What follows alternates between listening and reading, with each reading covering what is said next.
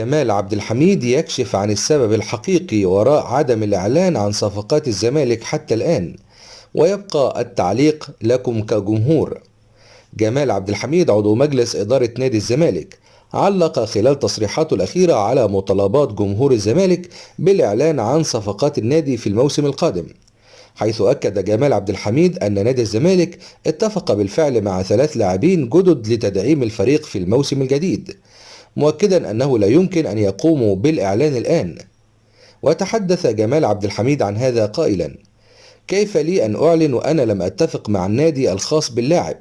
وبالتالي من الوارد أن تفشل الصفقة، ووقتها يكون الذي أعلن عن الصفقة شخص كاذب أمام الجمهور، إلى جانب أنني بالإعلان عن الاتفاق مع 3 لاعبين سأعطي الفرصة لأندية أخرى للذهاب والتفاوض معهم وحسم الأمر قبلنا. حين نمتلك المبالغ المالية لهذه الصفقة ونقوم بحسمها رسميا سنعلن عنها على الفور، ولكني أؤكد أن ال3 الذين تم الاتفاق معهم لاعبين مميزين وعلى أعلى مستوى.